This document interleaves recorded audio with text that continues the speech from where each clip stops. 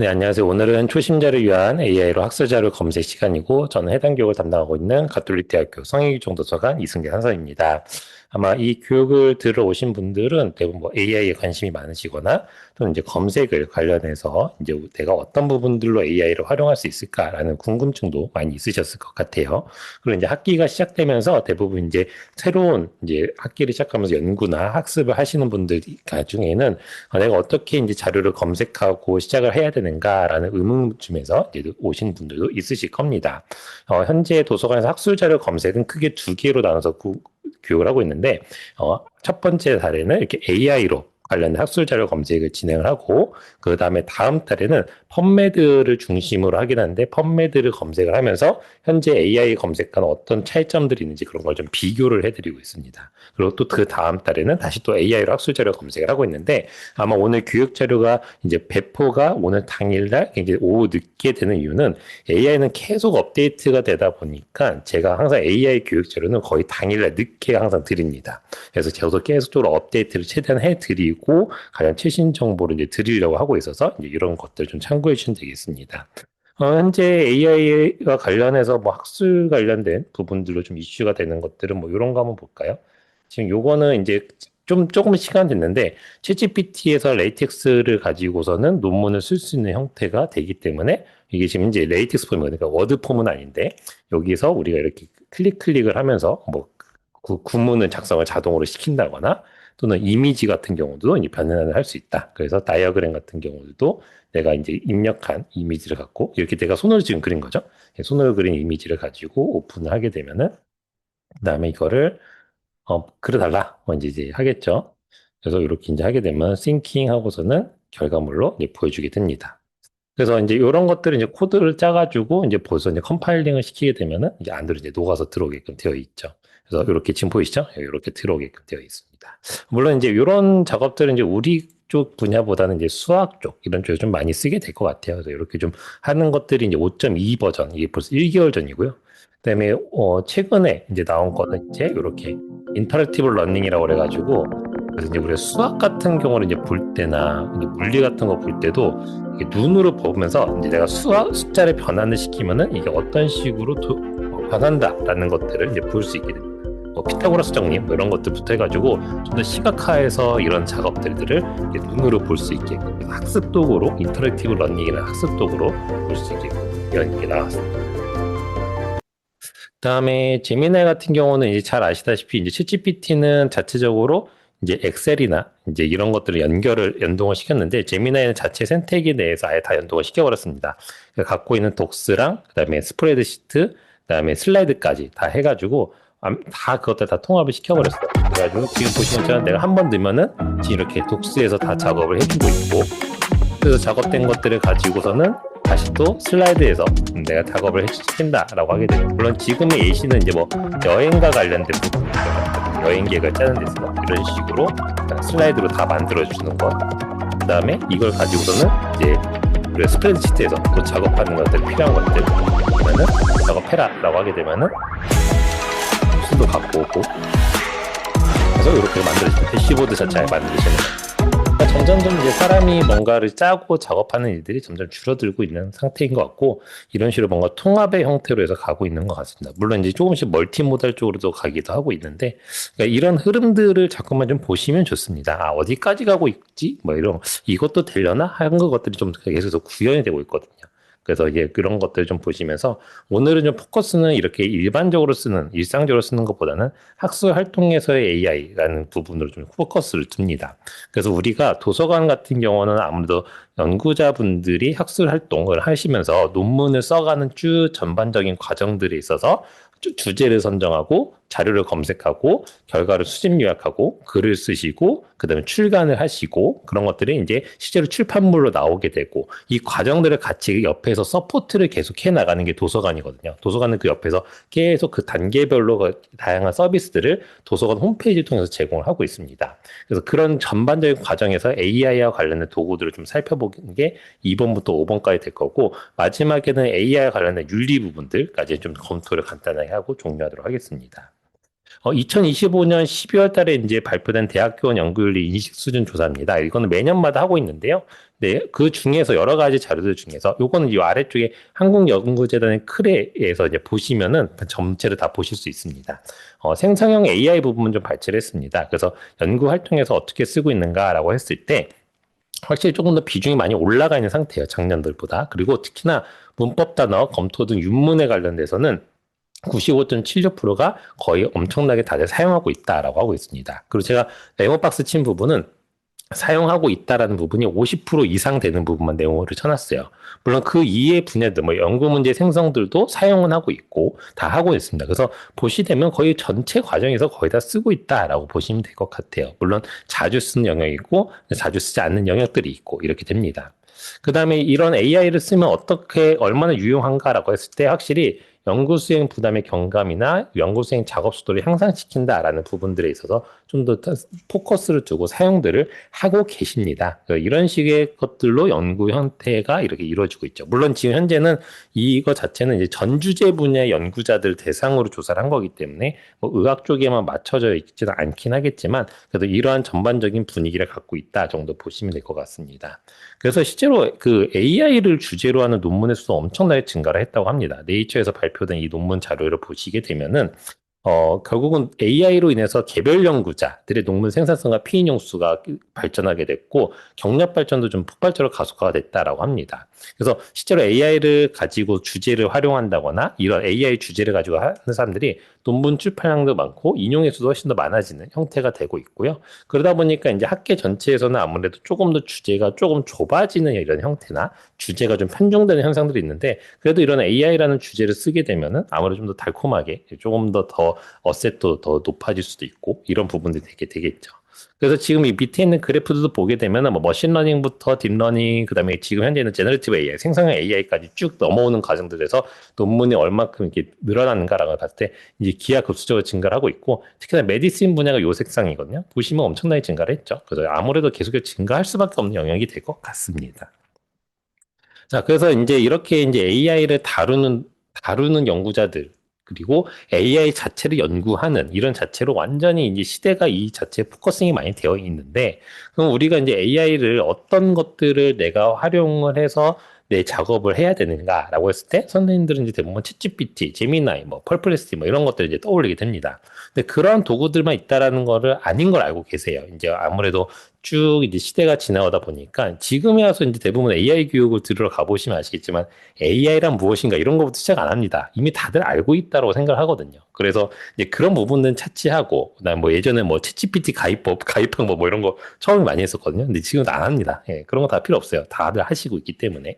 근데 이제 지금에서 이제 어떤 것들이 넘어가냐면 이제 새로운 툴들이 많이 등장했습니다. 즉 AI들 중에서도 어떤 특정 목적을 갖고 있는 것들이 있죠. 예를 들어서 음악을 만드는 수노라던가 우리가 잘 알고 있잖아요. 비디오 자료를 만드는 여러 가지 툴들이 또 있지 않습니까? 그래서 각각의 분야에서 잘하는 AI 툴들이 이렇게 생성이 되고 굉장히 많이 있는데 그 중에서 그러면 내가 어떤 걸 선택을 해야 되는가라는 고민들을 많이 하게 됩니다. 지금 보이시는 테이블 같은 경우도 26년도 논문이긴 한데 이제 AI 툴을 가지고 우리가 어떤 작업들을 하는 데 있어서 그래서 오버롤 퍼포먼스 스코어를 한번 이제 측정을 해본 겁니다. 유저 인터페이스, 뭐 에딩 페이퍼스 이렇게 각각의 항목들 나눠서 이 부분들을 이제 코스트까지 비교를 해가지고 어떤 툴들이 내가 학술 연구 활동에서 쓸만한가라는 걸 이제 평가를 했죠. 근데 지금 보이시는 뭐 리서치 랩이 사이스페이스 컨센서스 앨리스 이런 이름을 들어보셨던 분들도 있을 거고 이런 게 있어라고 하는 분들도 계실 겁니다. 그러니까 이런 식으로 굉장히 툴들이 굉장히 다양하게 발전하고 있는데 오늘 그런 툴들을 좀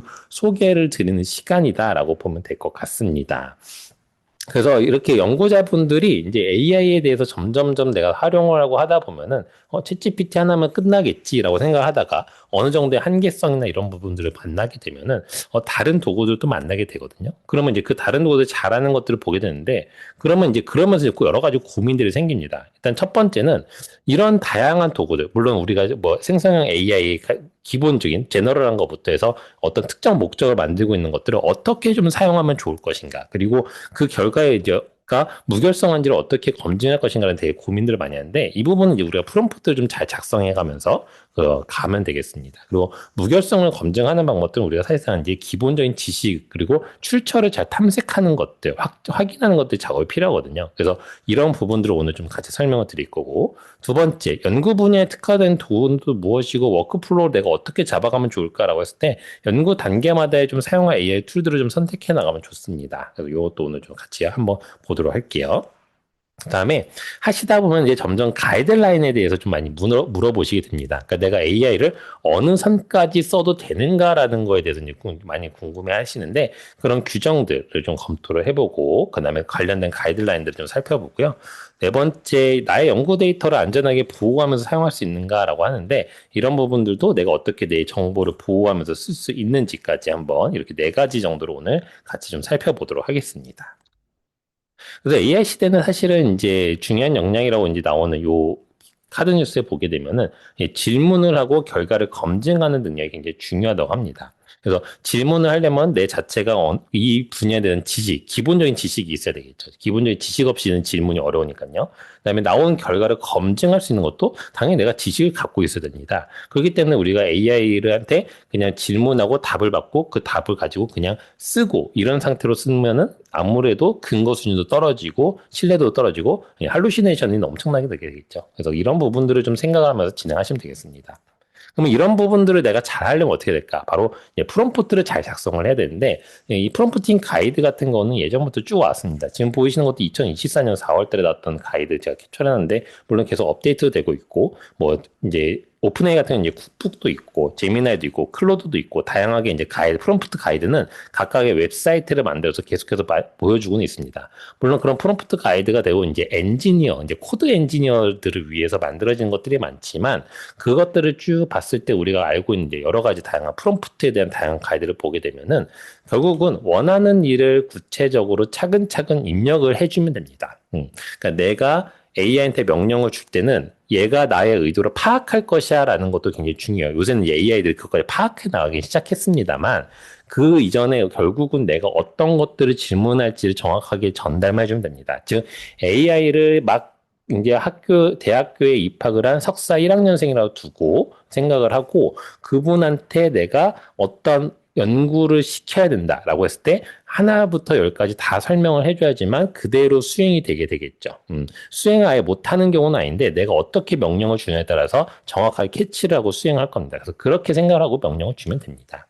자, 그럴 때 이제 실제적으로는 이제 페르소나 작업 문맥 형식 이렇게 한 네 가지 정도는 좀 포함이 돼야 됩니다라고 대부분 프롬프트에서 설명들을 많이 하고 있어요. 물론 이 이외에도 다양한 요소들은 더 있겠지만은 기본적인 요소 이렇게 네 가지 정도는 됩니다. 그 다음에 뭐 이제 그 이에 다양한 기법들이 또 있게 되겠죠. 뭐 예시를 들어준다거나 뭐 여러 가지 기법들은 있게 되는데 이런 것들을 좀 머릿속에 염두에 두고 하셔야 됩니다. 즉, 그냥 내가 어떤 연구 주제를 딱 던진 다음에 관련된 논문 찾아줘. 이거는 진짜 잘못된 프롬프트라는 거죠. 그러니까 우리가 어떻게 해야 되는지 좀 고민해야 됩니다. 그래서 사실 이 프롬프트를 짤 때는 어떤 이렇게 구조화된 프롬프트의 이런 프레임워크를 쓸 수도 있습니다. 그래서 지금 보이시는 뭐 피코나 TCPFT나 프롬프트 엔지니어링, 헬스케어 프롬프트 엔지니어링 같은 경우도 이런 식의 어떤 구조화된 것들을 보여주고 있는데 이런 구조를 사실상은 이제 어떻게 생각하시면 되면 내가 질문을 던질 때 이런 요소들을 내가 던져주면 좋겠구나라는 걸 생각하시면 되죠. 특히나 이제 의학 쪽에서는 결국 피코 프레임을 가지고서는 내가 내 연구 주제를 잘라서 설명을 해주게 되면 조금 더 명확하게 내가 좀 더 디테일하게 정확도 있게 그 검색된 결과들을 얻을 수 있게 될 거라는 그런 부분들을 참고하시면 되겠습니다. 그래서 물론 이 프레임워크는 이렇게 세 가지만 존재하냐고 굉장히 많이 있습니다. 그래서 이런 식으로 내가 만든 프레임워크를 가지고 이렇게 내가 각각의 정보들을 집어넣은 다음에 이것들을 중합을 해서 이렇게 프롬프트를 한 줄로 만들어서 넣는 거죠. 이렇게 되면 조금 더 명확하게 잘 될 건데 이렇게 매번 프레임워크를 또 생성을 하고 맞춰서 하기에는 굉장히 복잡할 겁니다. 그렇죠? 지금만 봐도 복잡하죠. 그래서 이제 조금 더 좀 쉬운 방법은 우리가 어떤 예시를 구글링을 하거나 해서 좋은 예시를 가지고 내가 모디파이해서 쓰는 방법이 하나가 또 있을 겁니다. 그래서 이렇게 뭐 구글링을 하면은 지금 보이는 왼쪽에 있는 것처럼 15개의 아카데믹 라이팅에서 쓸만한 것들 뭐 이렇게 나오기도 하고 지금처럼 이렇게 다양한 단계에서 이런 식으로 써보세요라고 이렇게 되어 있는 것들. 이게 조금 한 줄로 되어 있지만 그냥 간단하면서도 잘 쓸 수 있는 것들이 있습니다. 근데 또 이런 것들을 또 찾다 보면은 내가 마음에 드는 걸 찾기가 굉장히 어려울 때가 있습니다. 그래서 조금 더 할 수 있는 방법은 저는 이제 추천을 드리는 거는 AI랑 함께 문헌 검색 프롬프트를 만드는 작업들을 해보시는 걸 좀 권장을 드려요. 이거 한번 같이 해볼까요? 그래서 제가 아마 이미 안내는 드렸지만은 선생님들이 사용하시는 생성형 AI에 로그인 해두시면 되겠습니다. 일단 저는 제미나이를 프로로 좀 구독을 하고 있는 편이어가지고, 물론 GPT도 따로 구독은 하고 있는데, 둘 다 구독은 하고 있어가지고, 그래서, 이제 선생님들은 내가 쓰는 것들, GPT를 열으셔도 되고, 뭐 제미나이를 열으셔도 상관없습니다. 그래서 편하신 걸로 열으신 다음에 새로운 채팅 하나 열도록 할게요. 그 다음에 지금 저는 교환에는 고령환자의 제2형 당뇨병 관련 합병증이라는 주제를 할 건데, 선생님들은 그냥 내가 관심 있는 주제를 가지고서는 하면 되겠습니다. 그래서 대부분의 선생님들이 이제 만약에 처음에 이런 주제로 검색을 한다고 하면은 지금 보이신 것처럼 그냥 이거 논문 검색해줘 이렇게 해서 하신 경우도 있는데 이렇게 검색하면 다들 아실 겁니다. 일단은 기본적으로 결과가 한 5개에서 10개밖에 딱 안 나와요. 그 다음에 뭐 출처도 그냥 묘하고 결과를 나열해주는 방식도 뭐 요약을 할 때도 있고 초록을 뭐 제시할 때도 있고 네, 뭐 이거에 대한 뭐 어떤 결론을 제시할 때도 있고 그러니까 이게 다 모호하게 막 규칙도 없습니다. 그래서 이게 내가 전에 뭔가 작업했던 게 있으면 학습이 돼서 그런 규칙성을 좀 가지게 되겠지만 처음 하게 되면은 그냥 좋은 결과를 얻기 어렵죠. 그래서 저는 이제 주로 이렇게 이제 시작을 합니다. 자, 선생님들도 교환 파일은 다 드렸기 때문에 아마 카피 앤 페이스트가 다 되실 거예요. 그래서 저는 음, 저는 이제 이렇게 간단한 걸로 일단 넣어보도록 할게요. 그래서 이 주제로 학술 자료를 찾으려고 한다. AI에게 문헌 검색을 지시할 수 있는 프롬프트를 제시해줘라고 먼저 시작합니다. 즉, 내가 이 주제에 대해서 검색을 해야 되는데, 어, 해야 되는데 내가 이거를 어떻게 물어본 논문 검색해줘라는 질문을 하고 싶은데 이거에 대한 프롬프트를 잘 못 짜니까 너가 프롬프트를 제안해줘라고 해버리는 겁니다. 즉 프롬프트도 AI랑 이야기하면서 만들면 돼요. 결국은 지금은 이제 잘 아시다시피 서치 시대는 이제 거의 끝나갑니다. 이제 거의 다 SQL 시대로 많이 넘어와 있는 상태예요. 물론 이 지금 공존은 하고 있지만 그래서 이 검색을 내가 그 프롬프트를 검색해서 쓸 수 있지만은 질문을 하면서 내가 프롬프트 만드는 겁니다. 그 다음에 선생님들이 조금 더 아이디어 있게 쓰시려면은 이런 마크다운 언어를 좀 배우시는 게 좋아요. 요번에 이제 최근에는 정부의 어떤 부처도 자기들의 문서를 이제 마크다운 언어로 이제 쓰겠다라고 이제 발표를 했습니다. 왜냐면 이렇게 해야 AI한테 바로 집어넣어서 작업을 할 수 있게끔 되어게 되겠죠. 그래서 이런 것들을 좀 작업을 해주시면 좋겠습니다. 그래서 이렇게 제안 한번 요청해볼까요, 선생님들도? AI에게 프롬프트를 제안해주라고 하면은 저는 지금 이제 사고 모델로 돼 있어가지고 저는 주로 이제 좀 오래 좀 고민을 하게끔 만드는데 이제 모델은 선생님들이 편한 걸로 해주시면 됩니다. 이게 지금은 이제 연습이니까. 근데 대부분 저는 조금 더 복잡하게 좀 더 디테일하게 사고 모델을 잡고 있고 GPT도 유료로 쓰시게 되면 Thinking 5.4 모델이 이제 떠 있죠. 그래서 Thinking 5.4로 해주셔도 되는데 그냥 오토로 잡으셔도 알아서 결정하기 때문에 괜찮습니다. 어제 프롬프트는 너무 오래 해도 좀 너무나 심하게 걸리기 때문에 그래서 이렇게 전반적인 동향 파악을 위한 프롬프트, 구체적인 연구 질문 프롬프트 이렇게 나오게 됩니다. 물론 저는 계속해서 이런 검색 작업을 많이 하다 보니까 좀 학습된 것들이 있어서 이렇게 데이터베이스 검색용 키워드도 이게 주는데 아마 저랑 결과는 좀 다르시겠지만 이렇게 나타나게 됩니다. 자, 그래서 이제 지금 보면은 혹시 구체적으로 관심 있는 게 있냐? 그럼 더 정교한 프롬프트 짜주겠다라고 이렇게 설명을 하고 있습니다. 그래서 보시게 되면은 좀 더 정교하게 할 때는 이제 저도 이런 식으로 합니다. 뭐 일단 환각이 없어야 돼. 그다음에 출처와 서지 정보를 명확히 확인할 수 있도록 해야 돼. 저는 이거 되게 많이 써요. 이 출처 정보를 쓰라고 하는 이유는 얼굴 검색 결과 나왔을 때 얘가 원문에 대한 그 링크를 주지 않으면은 이게 환각으로 나온 건지 알 수가 없습니다.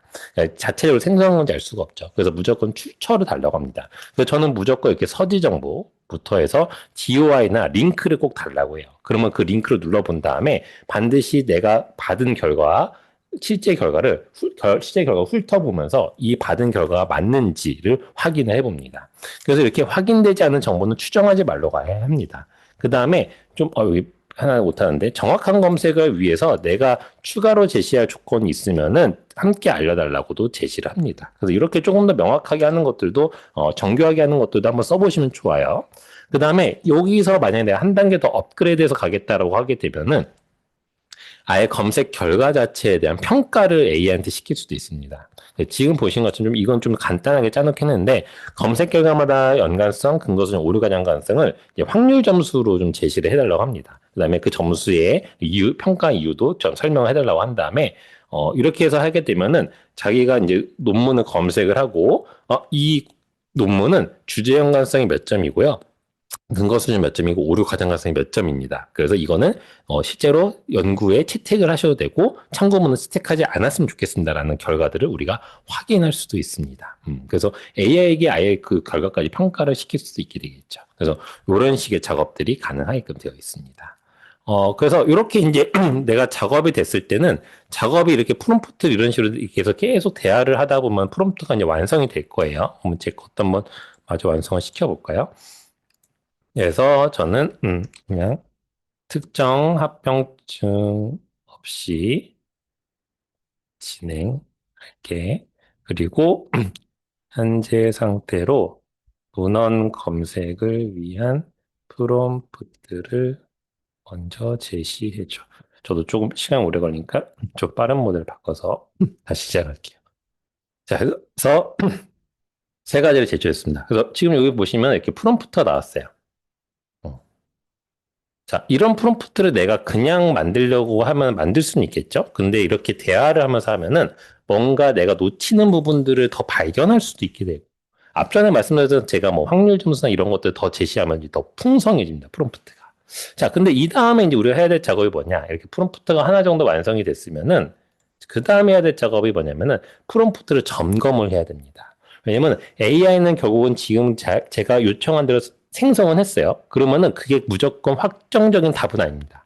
항상 AI랑 대화를 할 때는 자, 너가 줬으면 너가 한번 다시 한번 검토해봐. 라는 거를 계속 왔다 갔다 하면서 해줘야 됩니다. 그래서 너가 봤을 때 주제 반영 잘 됐어?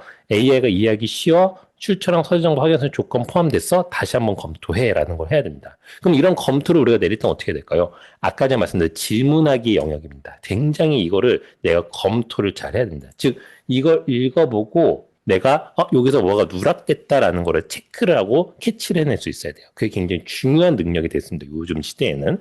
그러니까 그냥 이렇게 받은 거 그냥 이거 드래그해서 이제 시작하자 이렇게 하시면 안 됩니다.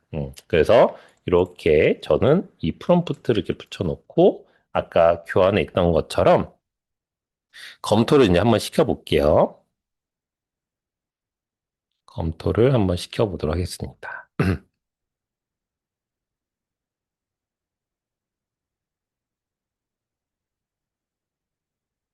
이렇게 교환에 있는 것처럼 검토해줘 하면은 이제 잘 검토를 할 거예요.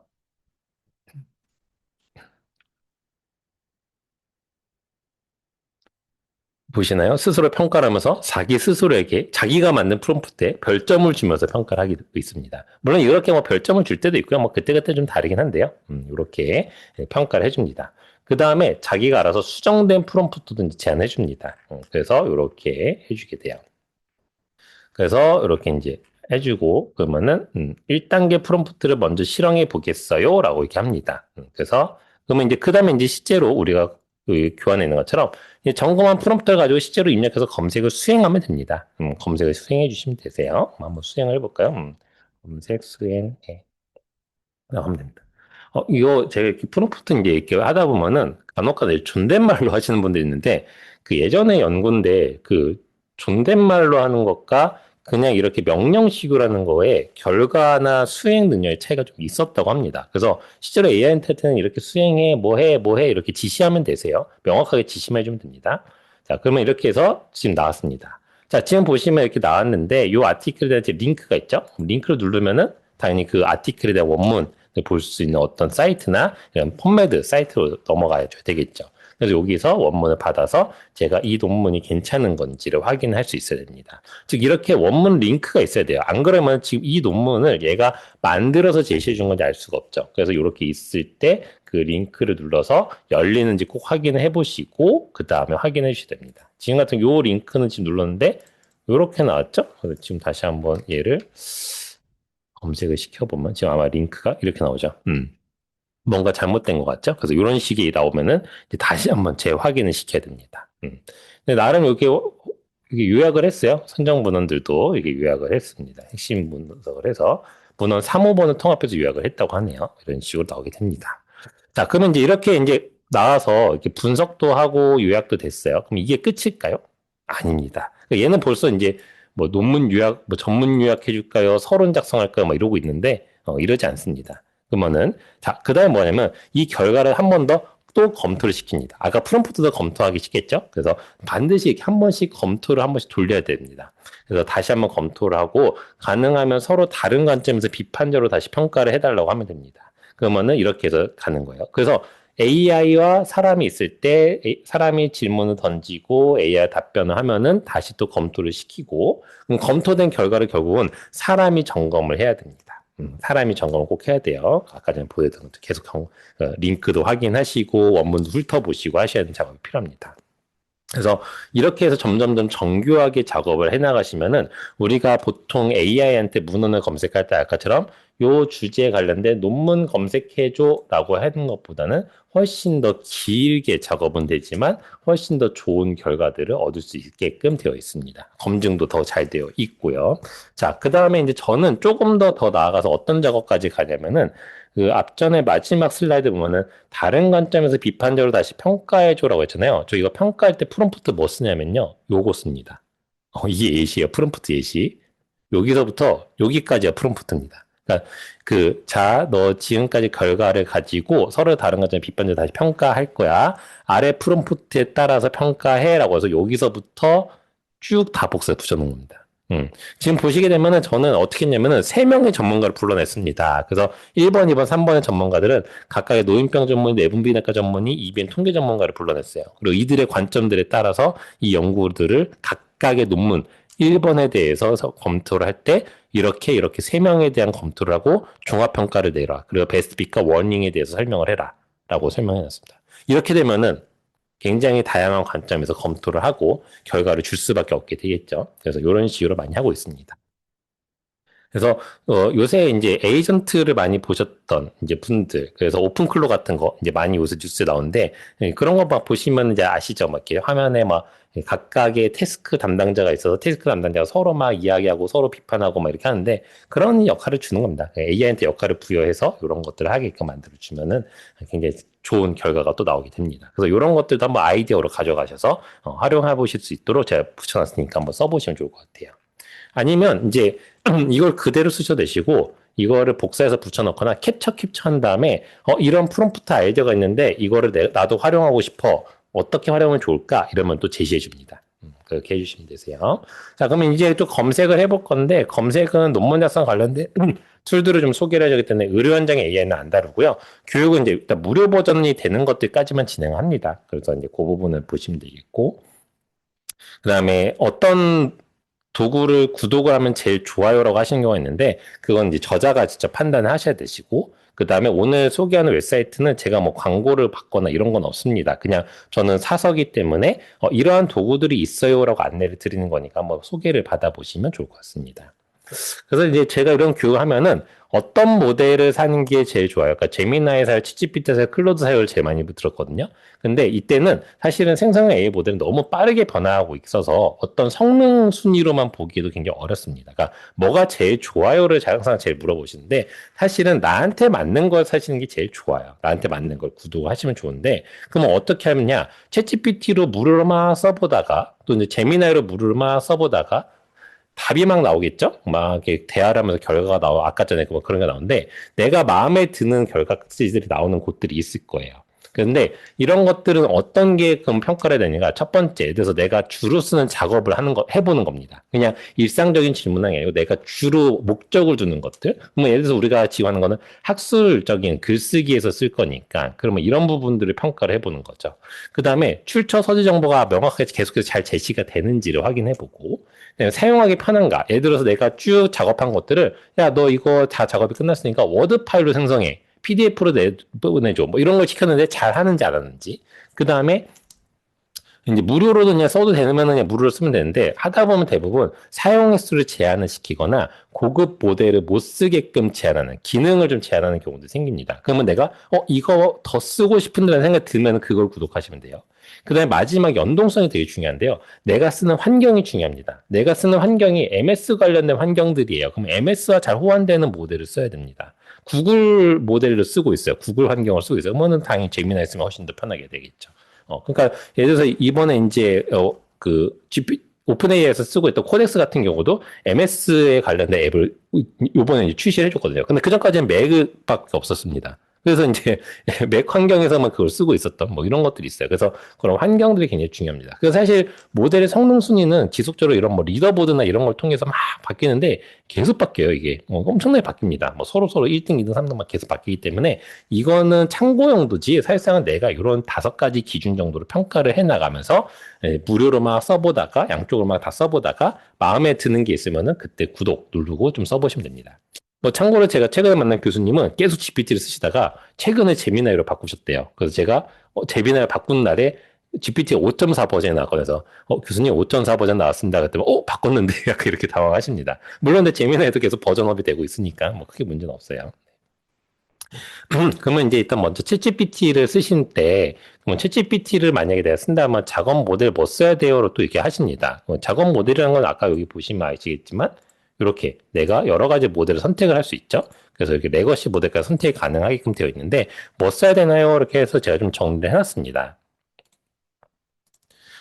그냥 기본적으로 많이 할 때는 그냥 오토로 두시고 하시면 되는데, 저 같은 경우 학술 연구 자료 같은 거 이런 거 만들 때는 거의 그냥 싱킹에 그냥 아예 놓고 그냥 골라놓고 하거든요. 그래서 이렇게 하면 좀 더 오래 답변이 걸리긴 하지만 그래도 더 괜찮은 추론들을 하게끔 되어 있고요. 저는 아예 프롬프트 넣을 때 시간이 좀 더 걸려도 되니까 너 좀 더 깊게 생각해봐 이렇게 합니다. 막 10분 넘게 막 제가 본 거 하면 19분 이렇게 생각하고 답변 준 적도 있어요. 그래서 그렇게 해놓고 저는 이제 다른 작업을 하다가 답변이 나오면 이제 알람 뜨니까 알람 보고 또 확인하고 다 검토한 다음에 이거 틀렸고 저거 다시 수정하고 이렇게 이제 해줍니다.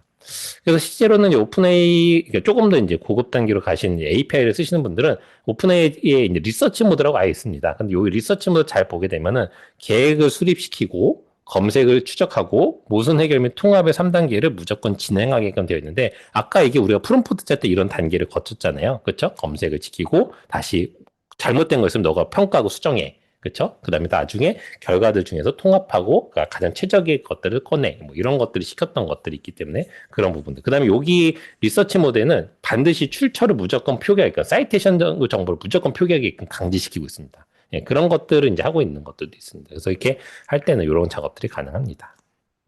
다만 이제 챗GPT를 활용해서 우리가 이제 할 때는 그 문제가 될 수 있는 거는 내가 입력한 정보들이 GPT가 학습을 할 수 있다는 그 부분들이 있죠. 그래서 많은 분들이 이 작업은 합니다. 설정해서 이 모듈리언 모델에서는 꺼주세요. 이거 많이 들으셨을 거예요. 그래서 요거 작업은 해두셔도 되는데 이건 어차피 내가 그냥 학습만 안 시키게끔 하는 거기 때문에 두 번째로 해주실 게 뭐가 있냐면 요 사이트 접속하시면 됩니다.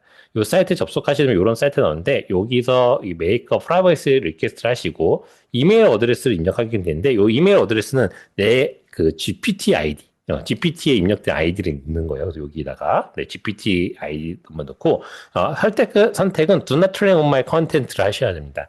이렇게 하시게 되면 내 연구 데이터를 학습하지 않겠다라고 이렇게 아예 프라이버시 상에서 이제 선언을 할 수 있고 이렇게 되면 학습 안 한다고 합니다.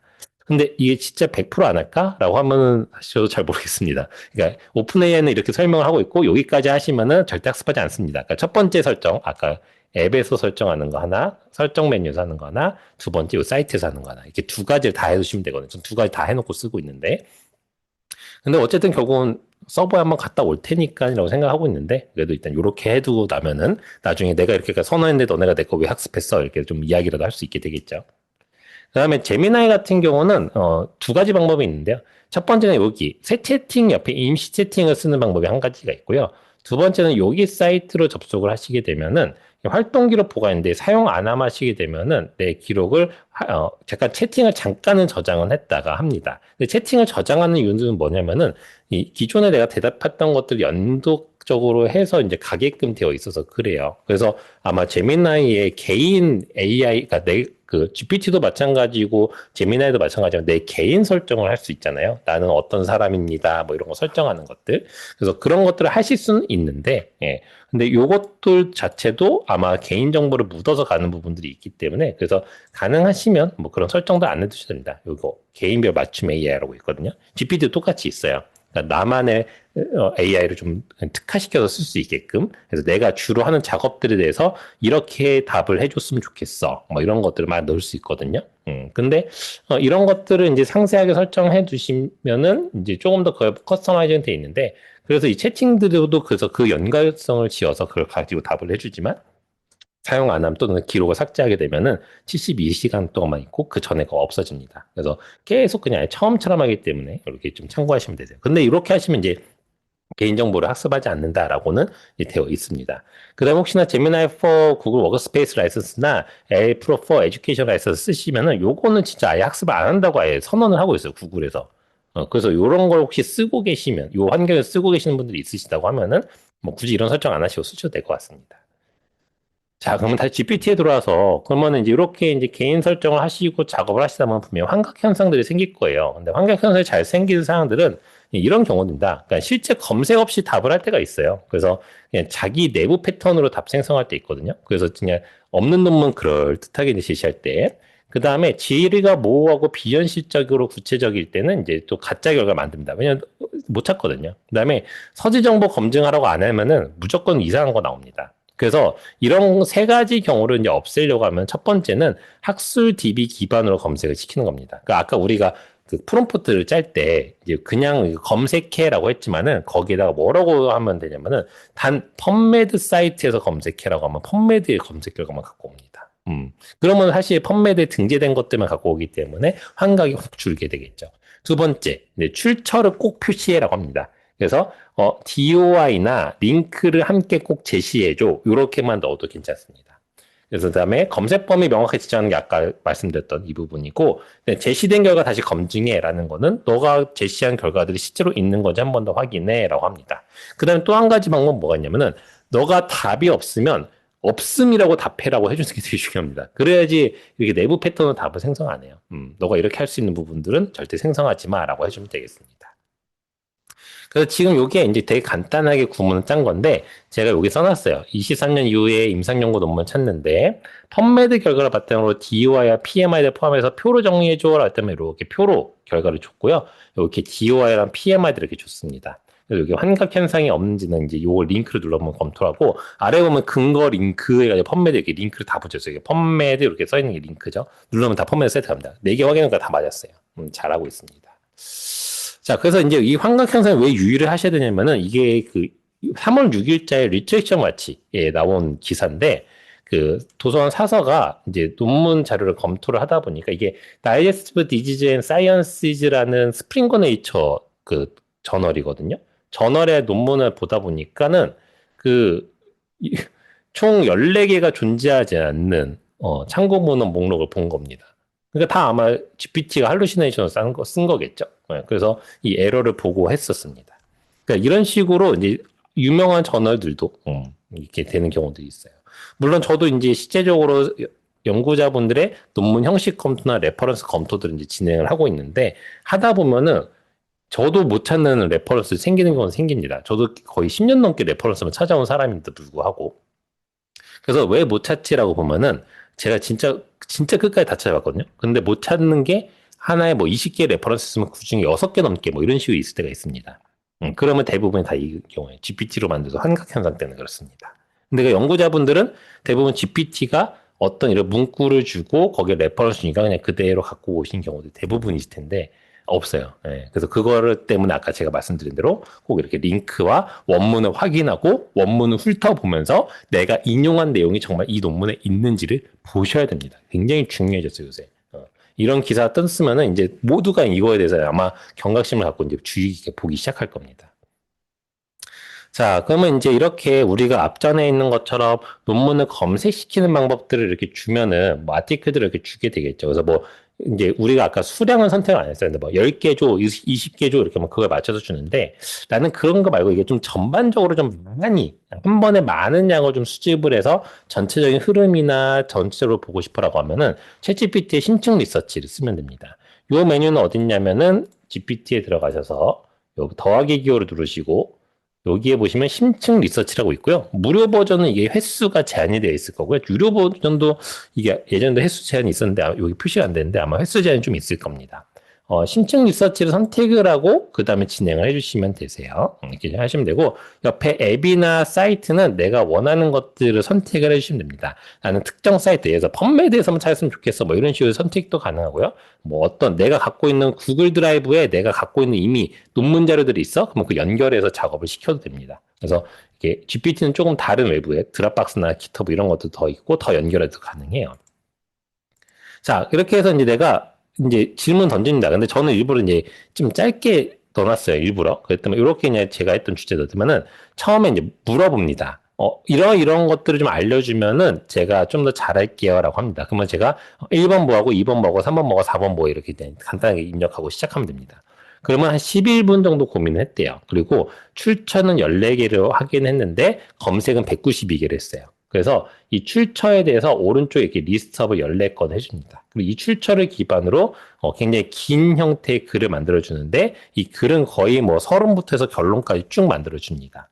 그래서 물론 제가 주제를 간단히 넣었기 때문에 전 세계 현황 및 최신 동향 이렇게 제가 아까 이렇게 넣기 때문에 그걸 기준으로 해서 이런 것들을 이제 정리를 해줘요. 그러면은 저는 이제 이걸 쭉 읽다가 보면 이렇게 뭐 당뇨병 환자 약 4분의 1이 65세 이상의 노인에 해당하며라고 하면 링크가 있으면 그 링크에 맞춰서 눌러보면은 그 링크의 원문을 확인하고 내 서론에 데이터로 넣을 수도 있게 되겠죠. 이런 식으로 이제 활용하는 게 심층 리서치입니다. 한 번에 많은 양을 찾을 때 쓸 수 있고 그래서 굉장히 좋아요. 그리고 생각보다 여기도 환각 현상은 있을 수 있는데 많은 양을 찾으면서 링크를 주기 때문에 링크를 확인하면서 내가 잘못된 것들을 검토할 수 있습니다. 그럼 제미나이는 딥리서치라는 이름으로 있어요. 제미나이도 한번 보여드리게 되면은 여기에 도구에 누르시게 되면은 딥 리서치라고 있습니다. 딥 리서치 선택하면 이렇게 되고요. 여기에도 소스라고 해서 내가 원하는 것, 내가 갖고 있는 정보들을 넣을 수 있게 되어 있고 파일을 내가 올려서도 할 수 있습니다. 그래서 내가 갖고 있는 논문 파일이나 이런 게 있으면은 같이 올려서 거기 안에 그것도 참고해서 찾아줘라고 할 수 있어요. 그 다음에 역시나 마찬가지로 이렇게 질문을 집어넣게 되면은 얘는 이제 처음에 연구 계획서를 만듭니다. 그래서 연구 웹사이트라고 해서 계획을 딱 만들어요. 그래서 더보기 누르면 전체 버전을 볼 수 있습니다. 그래서 내가 수정하고 싶은 계획에 서는 계획 수정 눌러서 일부분 바꿔주시면 되고 바꿀 게 없으면 연구 시작 누르면 돼요. 그러면은 지금처럼 이렇게 연구를 시작합니다. 진행을 하고 지금처럼 이렇게 다양한 소스들을 찾게 됩니다. 자, 그래서 이렇게 소스를 찾는데, 여기에 제가 오픈 소스만 탐색하고 있음이라고 써놨어요. 아까 아마 GPT에도 오픈 소스만 탐색하고 있음이라고 써놨습니다. 이게 무슨 뜻이냐면은, 여기에 나와 있는 정보들은 우리가 돈을 주고 구독하는 자원들, PDF들은 읽지 못합니다. 네, 그건 못 읽어요. 절대 못 읽고, 오픈되어 있는 소스들만 읽을 수 있어요. 그래서 우리가 돈을 주고 구독해서 보는 뭐 엘스비어 저널이나 이런 것들의 원문은 절대 탐색하지 못합니다. 예. 초록 정도 뭐냐 펀메드에 등재되어 있으니까 그 정도 갖고 올 수는 있어요. 자, 그래서 이렇게 이제 다 완료가 되게 되면은 이런 식으로 출처를 보여주게끔 되어 있고 다양한 형태로 이렇게 표현을 해주게끔 되어 있습니다. 그래서 내가 좋은 거 볼 수 있는데 요건 한번 제가 결과물 예시를 하나 보여드릴까요? 제가 이제 하나 만들었는데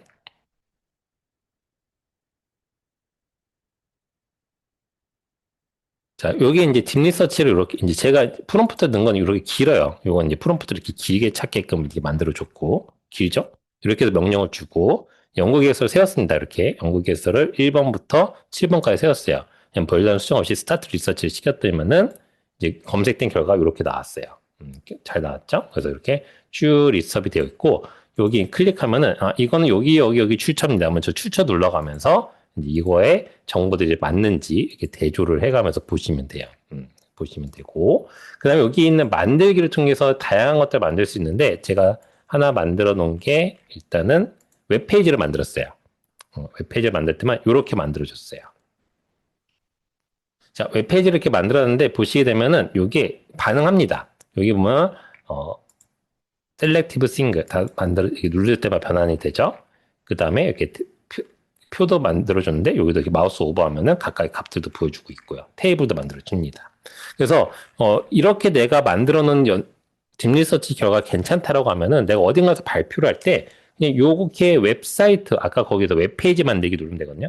이렇게 만든 다음에 이 공유 눌러가지고 그다음에 또 해가지고 이 링크만 잘 들고 갖고 있다가 누른 다음에 링크 가지고서는 나중에 가서 발표장에서 열어가지고 이렇게 해서 발표하실 수도 있겠죠. 그래서 이렇게 계속 누르게 되면은 이렇게 나옵니다.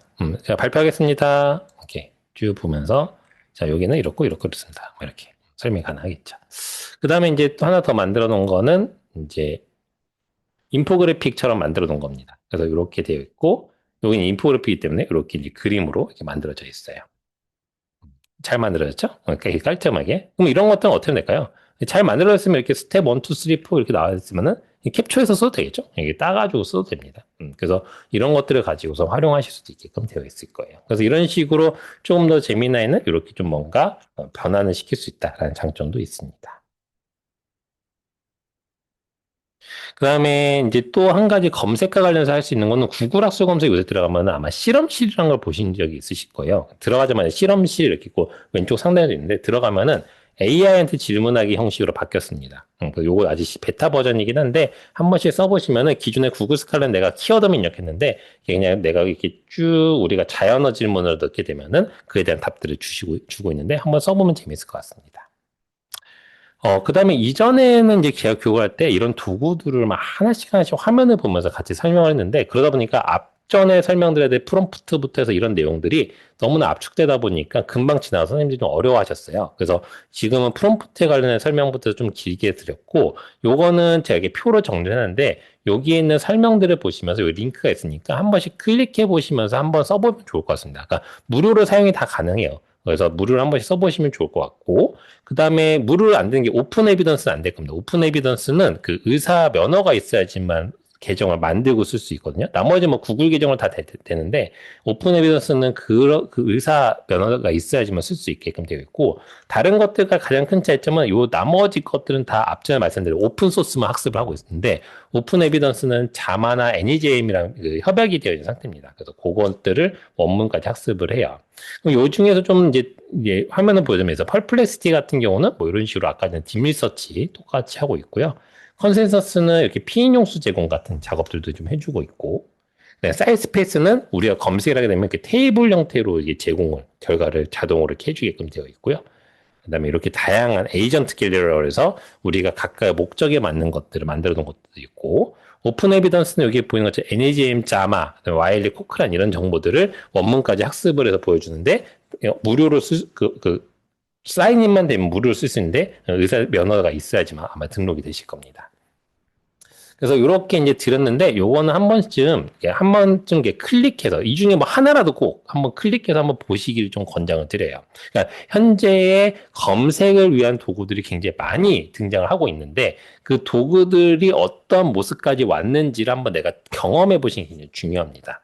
AI는 내가 직접 체험해 보는 게 중요해요. 지금의 엄청나게 빠른 흐름들을 내가 그냥 이렇게 관망하고 그냥 바뀌나 보다 이렇게 하시는 것보다는 직접 만지고 체험하시면서 여기까지 왔구나라는 걸 자꾸 보시는 게 굉장히 중요해요. 굉장히 업데이트 다 많이 되고 있고 굉장히 빠르게 업데이트되어 있는 도구들이고 여기는 전 세계에서 굉장히 많이 쓰고 있는 도구들만 선정해 놓은 거라고 보시면 되겠습니다.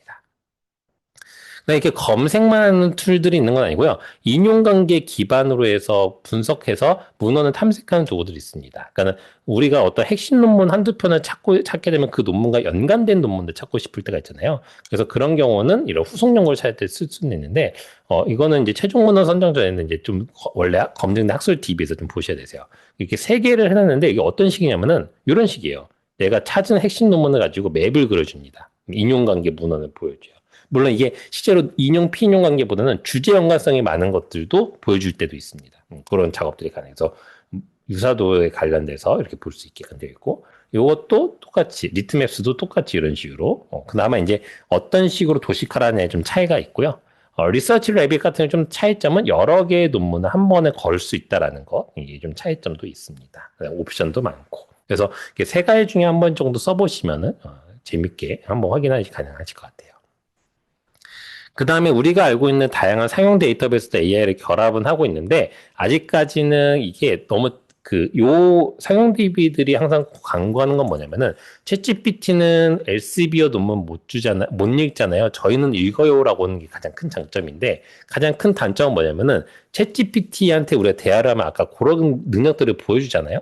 네, 그런 능력들을 좀 작게 보여줍니다. 아직까지는. 그러니까 AI 모듈이 조금 더 확장되고 더 많은 능력들이 있어야 되는데 아직까지는 좀 그렇진 않아요. 그래서 저도 이제 이런 엘세비어나 뭐 클래리베이트나 이런 엑스코나 이런 곳에다가 당신들의 AI는 좀 더 발전해야 된다라고 자꾸만 이야기를 하고 있습니다. 왜냐하면 그게 더 발전되면 훨씬 더 좋은 콘텐츠를 갖고 있기 때문에 더 좋아질 것 같은데 아직까지는 AI의 그 기능 자체가 많이 좀 떨어지는 상태인데 좀 많이 올라오고 있다고 해요. 그래서 이것도 저희도 계속 검토를 하고는 있는 상태라서 이런 것들도 있다라고 보시면 되겠습니다. 아마 들어보신 분들 있을 거예요. 뭐 클리니컬 AI나 뭐 이런 것들을 아마 들어보신 분도 있고 아마 그 전에 저희가 작년 같은 경우는 웹 오브 사이언스, 스코프스, EMBS, 클리니컬 AI 같은 경우는 트라이얼도 했었던 진행을 했었습니다. 물론 그때보다 더 업데이트는 됐다고 하더라고요. 그래서 이렇게 이제 쭉 검색과 관련해서 쭉 살펴봤는데, 제가 드리는 의견은 이렇습니다. 일단 첫 번째는 각각의 도구마다 데이터 소스는 확인해야 됩니다. 그러니까 무슨 뜻이냐면은, 결국 챗GPT가 주는 것들이나 앞전에 다양한 도구들, 아까 뭐 사이스페이스나 엘리시 같은 이런 도구들은 결국 오픈 소스만 학습을 해서 줄 거예요. 그래서 구독형 모델은 학습이 일단 어렵다라는 부분을 참고하셔야 됩니다. 그리고 프리프린트 논문들도 학습하거든요. 프리프린트는 뭐죠? 피어 리뷰 없이 온라인에 공개된 논문이잖아요. 그러니까 이게 근거 수준을 확인해야 됩니다. 그냥 아티클 서지 정보 형태로 나왔다고 해서 그냥 인용해 버리면 안 돼요. 얘가 피어 리뷰가 되어 있는 건가라는 것도 검토를 하셔야 됩니다.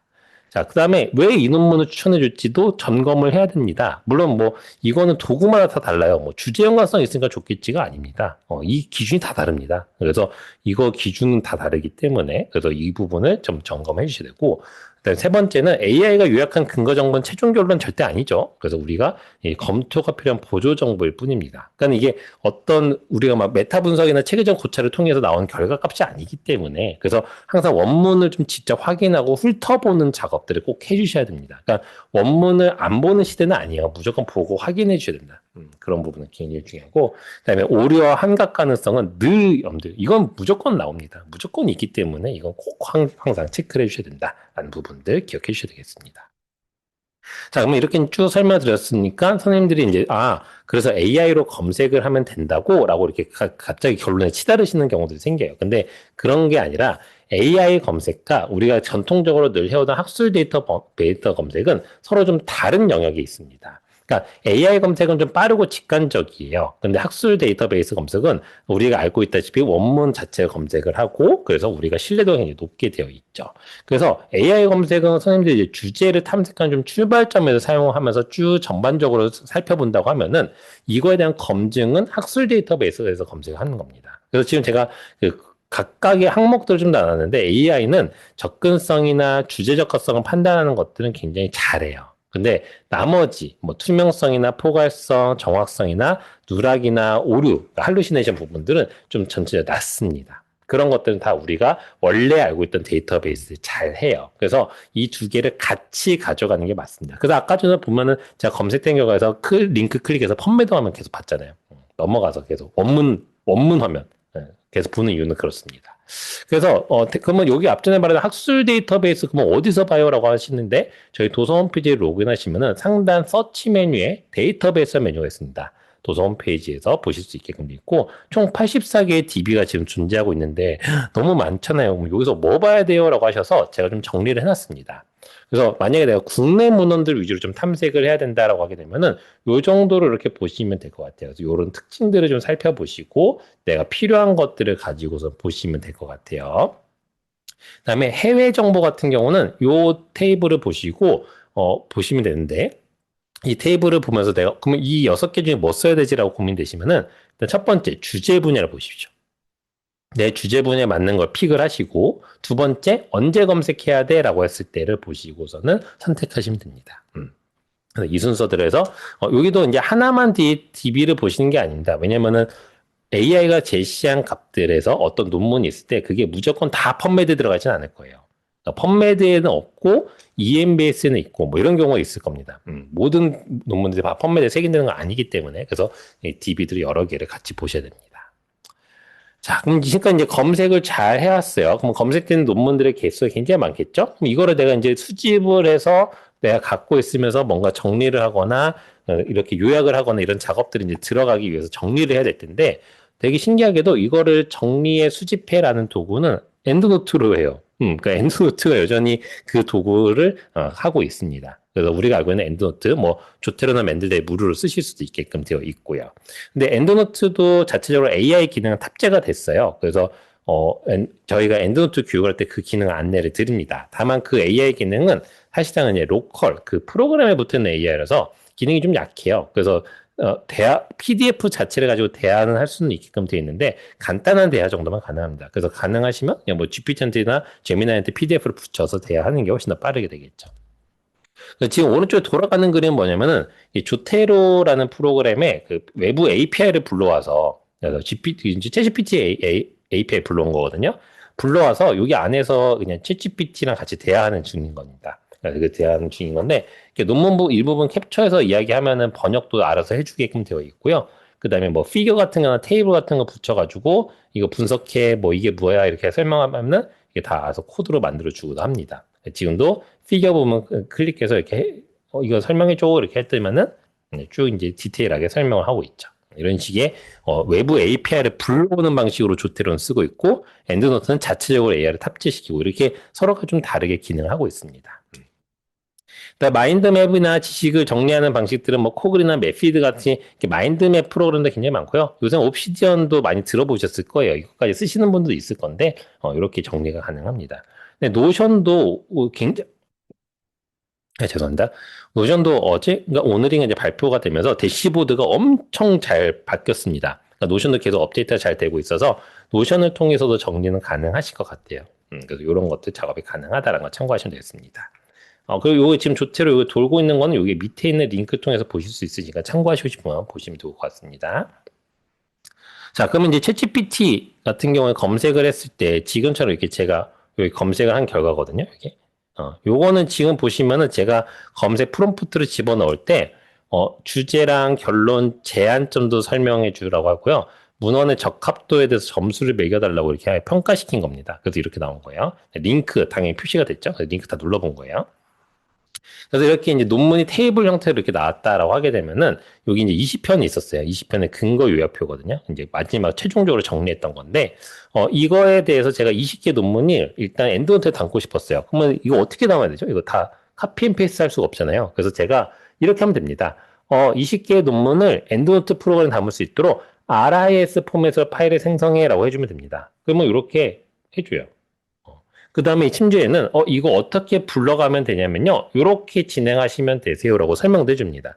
그래서 만약에 파일만 생성하면 근데 이거 파일 어떻게 써? 이렇게 물어보면 이렇게 다 설명해 줍니다. 물론 자동으로 설명도 해줬어요. 그래서 요거는 받은 다음에 여기 설명되는 것대로 진행하시면은 엔드노트 라이브러리로 20개의 레퍼런스 들어오게끔 되어 있습니다. 자, 그 다음에 이제 또 주의하셔야 될 게 뭐가 있냐면은 우리가 이제 챗GPT한테 어떤 문서를 집어넣어 놓고 이제 요약을 하거나 읽거나 이런 작업들을 진행하시는데 대부분의 선생님들이 많이 하시는 것들은 뭐냐면은 문서를 입력하고 메소드 정리해줘, 뭐 리절트 요약해봐, 뭐 중요한 게 뭐야 이렇게 해서 이제 체크를 하게 돼 있죠. 그래서 이제 잘 아시는 뭐 문라이트 같은 경우는 이제 최근에 나온 게 자동으로 얘가 PDF를 집어넣으면 자동으로 문라이트가 PDF에 막 하이라이트 해준답니다. 주요한 정보들을 뭐 이런 것들도 기능 생겼는데 근데 이제 사실 제일 중요한 거는 요약해봐라고 하게 되면은 누락되는 부분이 생길 수밖에 없어요. 아무래도 그래서 결국은 가장 중요한 거는 발췌해서 요약을 시키는 게 굉장히 중요합니다. 그래서 지금같이 이렇게 어떤 좀 양이 많은 이렇게 테이블도 있고 피겨도 많은 이런 양이 있다라고 하면은 무조건 발췌 요약을 시켜야 되는데 사실 이거는 이제 제 아이디어는 아니고 이 밑에 있는 요 사이트에서 즉 이재원 박사님이 준 그 아이디어인데 이런 식으로 발췌 요약을 시키라고 이제 많이 이야기를 해주시고 계십니다. 그래서 지금 보면은 이게 이 정책 연구 자료 자체에 요약된 내용이 이미 있어요. 그래서 제가 요약해봐라고 하면은 거의 그냥 이런 내용들을 가지고 막 요약을 해버립니다. 그러다 보니까는 이렇게 요약이 됐죠. 근데 이 모델 정확도 개선 이거 몇 페이지인지 출처가 어딘지 아세요? 이거 못 찾습니다. 이거 찾을 수가 없어요. 이거 변수 선정이라는 부분이 어딘지도 모릅니다. 그 요약을 하면서 어떻게 되겠죠? 언어를 바꿔서 들어올 때가 있습니다. 그러면 이제 찾기가 어려워요. 출처를 확인하기 어렵습니다. 그래서 실제 이게 존재하는 정보인지 검토가 어려우니까 그래서 가능하시면은 이런 식으로 하는 겁니다. 세부 내용을 발췌해줘라고 합니다. 그 다음에 우리가 아까 프롬프트를 잘 짜봤기 때문에 이거를 내가 원하는 양식으로 정리를 해달라고 하면 됩니다. 그래서 이렇게 표 형식으로 정리를 시켰어요. 그리고 해당 파일 내에서 발췌해라고 했더니 이렇게 해줍니다. 이건 분명히 그 안에 다 있는 내용들에서 그대로 갖고 왔게 되겠죠. 그래서 이런 식으로 발췌 정리를 시키는 것, 이거를 꼭 기억을 해주시면 됩니다. 즉 메소드 요약, 그러니까 정리해라가 아니고 메소드 부분만을 확인하고 그 부분에서만 발췌를 하되라고 하면서 명령을 주면서 시작하시면 제일 좋습니다. 발췌라는 걸 꼭 기억해 주시면 되세요. 그 다음에 사실 이렇게 이제 GPT한테 직접 뭐 PDF 입력하고 이야기하는 것도 좋지만 노트북 LM 같은 거 쓰면 굉장히 좋습니다. 써보신 분들도 있으실 텐데 굉장히 점점 좋아지고 있어요. 그래서 노트북 LM이라는 사이트에 접속하시면 이건 구글 생태계에 있기 때문에 구글 아이디만 있으면 일단 무료로 접속이 가능하십니다. 그리고 여기는 이제 웹에서 소스를 검색할 수 있어요. 여기 패스트 리서치라는데 이거 바꾸면 딥 리서치로 바뀝니다. 그래서 이 안에서 그냥 딥 리서치를 돌린 다음에 그냥 바로 첨부도 시킬 수도 있고 파일이나 웹사이트 드라이브에 갖고 있는 것도 다 여기다가 올리시면 됩니다. 그럼 지금 여기 있는 게 제가 이제 올려놓은 것들이에요. 이렇게 올려놓은 것들인데 이렇게 올려놓은 것들을 보실 수 있게끔 되어 있고 그러면 이렇게 지금 보시면 PDF도 올라가 있고 유튜브 링크도 들어가 있고 다양하게 다 들어가 있습니다. 그럼 지금 체크박스는 이 체크된 것들 다 합쳐서 여기다 이 정보를 만들 때 여기 있는 합쳐진 정보들을 가지고 만들어 주게끔 되어 있어요. 여기 있는 게 이게 제가 여기서 딥 리서치를 여기서 돌려놓은 거를 이제 가지고서 한 겁니다. 그래서 이런 식으로 되어 있고 여기 보면은 이제 가운데는 처음에 이렇게 다 종합이 되면은 이 자료들을 하고 이렇게 종합 정리해 줍니다. 그 다음에 여기다가 밑에다 입력을 시작해서 내가 궁금한 걸 질문하면은 새로 다시 그냥 자기가 학습한 거를 갖고 오는 게 아니라 여기 있는 데이터들을 가지고 요 안에서만 답을 해주게끔 되어 있어요. 그 다음에 여기 있는 우측에는 다양한 스튜디오를 만들 수 있는데 이 스튜디오로 만든 것들이 있습니다. 그 다음에 여기 맨 하단에 여기 지금 제가 이렇게 써놨는데 여기 좀 확대해서 썼는데 노트북 LM이 부정확한 정보 표시했으면 대답을 다시 한번 확인하세요로 되어 있는데 이게 뭐냐면은 이 출처들을 가지고서는 답은 하고 있지만 그래서 지금 보시면 이게 제가 질문한 거예요. 답을 주면서 참고문화 넘버가 있고 클릭하면 이게 답이 나옵니다. 이게 출처가 나옵니다. 그러면은 이걸 가지고 이거가 출처에 나왔으니 여기 얘가 써놓은 게 답이구나라고 하면 안 돼요. 요것도 이 내용이 이 출처에 있는지 한번 훑어봐야 됩니다. 앞전에 그래서 얘가 이렇게 써놓은 거예요. 어쨌든 환각은 언제든지 있을 수 있다. 근데 다른 거에 비해서 환각 현상 확실히 더 적다라는 거 기억해 주시면 되겠습니다. 옆에 있는 이 스튜디오를 활용하시게 되면은 다양한 우리가 맞춤 설정 기능 조정도 가능해서 뭐 오디오나 동영상도 만드실 수 있는데 제가 만들어 놓은 걸 이렇게 보여드리게 되면은 예를 들어서 이거는 이제 동영상이에요. 네, 동영상 같은 경우도 이제 플레이하게 되면은 이렇게 나오게 속이 됩니다. 쓰리거나 그래서 역류성 아마 식도염 소리도 지금 들어갈 때문에 텐데 약 드시는 분들 한국말로 정말 이제 많으시죠? 동영상이 아마 녹화가 되어 있는 세계에서 상태예요. 가장 이건 제가 흔하게 만든 게 아니라 처방된 얘가 만든 거예요. 여기 있는 거죠. 정보들 기반해서 보니까요. 보시면은 PPI를 오래 먹으면 먹을수록 테이블까지 위암 이렇게 위험이 만들어줍니다. 점점 더 높아지는 그 다음에 딴 것도 볼까요? 요거는 이제 슬라이드입니다. 그래서 제가 있는 걸 가지고 제가 이제 프롬프트를 집어넣었어요. 그래서 학회에서 발표하는 걸로 만들어졌다면은 지가 알아서 이렇게 만들어서 보습니다. 2020 추기학술대에 발표하래요. 이렇게 해서 쭉 이렇게 PPT를 만들었어요. 8장짜리로. 소스 8개로. 그래서 제가 학술에 대해서 발표할 거니까 중요한 정보들을 한눈에 볼 수 있게끔 해서 정리해 줬다면 잘 했고, 한글도 깨지지 않습니다. 예전에 한글이 많이 깨졌는데 이제 잘 안 깨져요.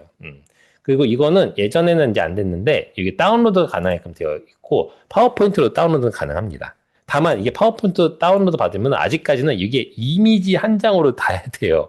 그렇지만 이때 예전에 파워포인트 다운로드 안 됐는데 이제 지금 됩니다. 그럼 이제 뭐 박스 만들어가지고 여기만 이렇게 해가지고 시각적 이해 분구 바꾸시면 이렇게 바꾸셔도 되고 또는 난 이 그림이 마음에 들어 그러면 이 그림만 이렇게 잘라가지고 복사해서 붙여서 내 PPT에 만들어도 되겠죠.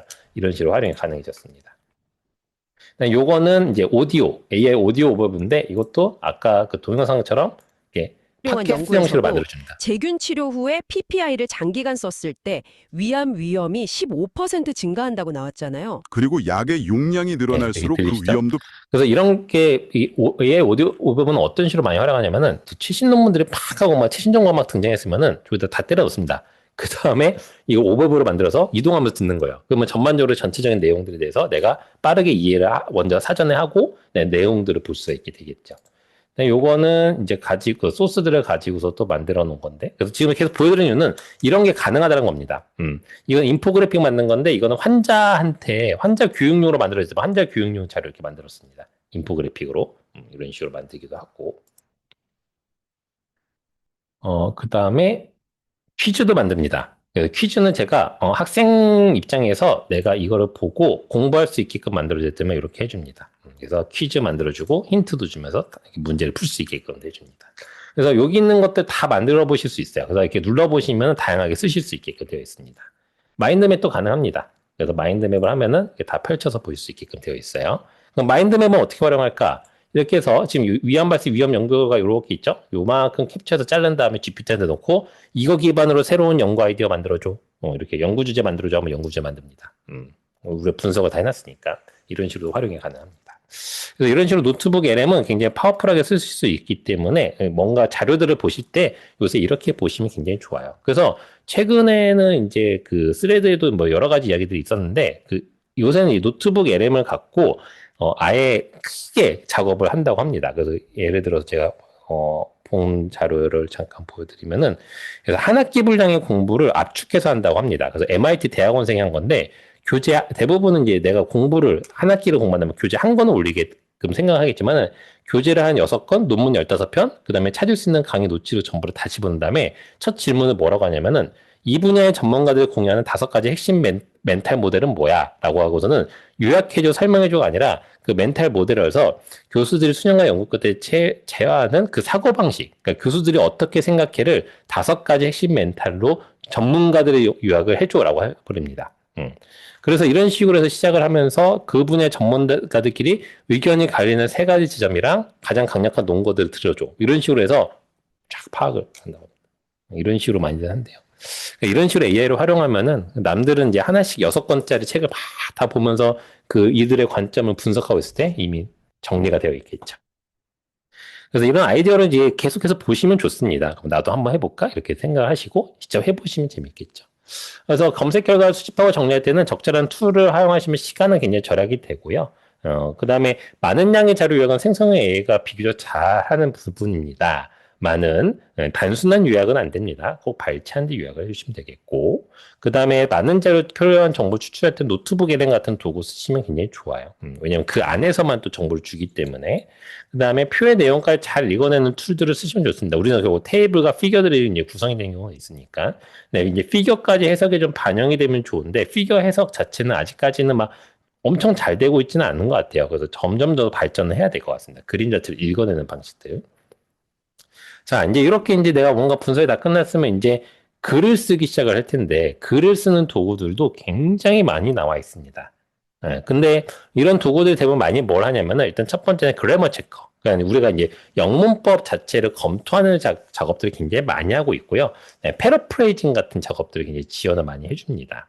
그래서 퀼봇이라는 사이트인데 이것도 굉장히 유명하고요. 그다음에 제니라는 사이트도 있는데 여기는 좀 특이한 게 뭐냐면은 여기도 아까 전에 말씀드린 그런 기능들, 패러프레이징이나 영문법 검토가 되는데 여기다 내가 글을 쓰다가 이게 클릭을 하면은 여기를 얘가 알아서 생성을 합니다. 참고 문헌까지 알아서 붙여요. accept 누르면 그게 딱 박히고요. 또 누르면은 또 뒤에 문장을 또 만듭니다. 그러니까 내가 타이틀만 주면 그다음부터 계속 생성을 해요. 글을 알아서 씁니다. 네. 근데 이거 그대로 다 써진 거 제출하면 될까요? 아, 절대 안 돼. 무조건 리젝트입니다. 네. 이거는 그냥 내가 글을 어떻게 전개해야 될지 모를 때 참고하는 용도지 이걸 쓰는 용도는 아닙니다. 그래서 이렇게 보시면 되겠고, 그다음에 앵그램이라는 거는 영어 문법 검색인데 이거는 국내에서 만든 겁니다. 그러니까 이게 해외에서 만든 것들은 아무래도 그 국내의 전문 용어들이 영어로 번역되는 것들에 대해서 좀 잘 어려워하거나 또 한국인들이 주로 실수하는 영문법들 있잖아요. 그런 것들을 좀 잘 인식을 못한 경우가 있는데 여기는 이제 그런 것들이 좀 더 잘 들어가 있다라고 보시면 될 것 같습니다. 그다음에 아까 전에 그 검색 도구에 나왔던 사이스페이스는 이게 좌측에 보면 되게 메뉴가 되게 많은데 되게 다양한 도구를 주고 있는데 패러프레이징 툴도 갖고 있어요. 그래서 이런 패러프레이징 툴들은 대부분 이렇게 톤들을 설정할 수 있게끔 되어 있습니다. 뭐 아카데믹 할 건지, 포멀하게 할 건지, 크리에이티브하게 할 건지 이런 것들이 설정이 가능하게끔 되어 있는데 이런 것들 대부분 설정은 대부분 비용을 내야 됩니다.